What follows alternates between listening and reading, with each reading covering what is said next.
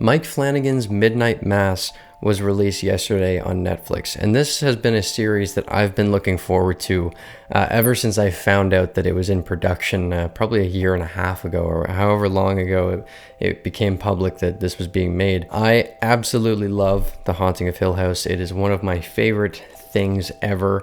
I have Bly Manor's Blu-ray on pre-order. It wasn't as huge on Bly Manor, but that was a couple different directors and writers and whatnot. It was alright, but this isn't about Bly Manor. This is about Midnight Mass. And as I said, I've been very excited about this. And I'm going to do a full, not review necessarily, because I don't feel like I have any legs to stand on for that. But just my thoughts on the series once I'm done watching the whole thing. But after watching the first episode, I wanted to do a video just talking about how good the opening episode of this show is. This is how you grab an audience. It's a Mike Flanagan project, and he tends to have a couple different returning actors, and it's always nice to see them because I feel like they all do a pretty good job. Henry Thomas is back, playing a very different role than I'm used to seeing him in. He plays it really well, actually, so far, so I'm interested to see how that plays out, because again, he hasn't really played a character like this that I've seen before. Kate Siegel, one of my favorites. I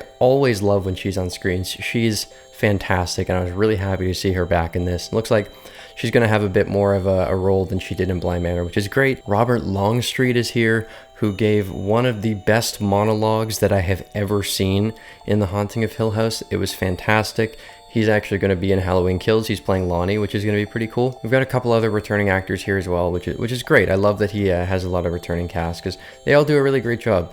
Samantha Sloyan, I hope I'm pronouncing her name correctly, is also playing a character that I've never really seen her play before. This is a very different type of person, and she's playing it really well. I really want to talk about how good the show looks. The cinematography, the lighting, the sets, everything looks so good. Mike Flanagan is fantastic at using lighting, and his sets are always great. And this is no exception. I love how nighttime scenes actually look like nighttime, which I always appreciate in film. There's a lot of times where, you'll be in the middle of the woods, in the middle of the night, in the middle of nowhere, and you can just see everything. And that's not the case here. It's still not as dark as it realistically would be, but it's a lot darker than a lot of things make it, and I appreciate that. There's something about the way that he lights rooms at nighttime that I just love. It looks great, and it's so creepy. The thing with the first episode of your show is that you really have to grab people, and this show has introduced so many questions that I genuinely want to know the answers to, and that doesn't happen for me very often. There are things that were hinted at here that I am so curious about, and I really want to just go and watch the second episode.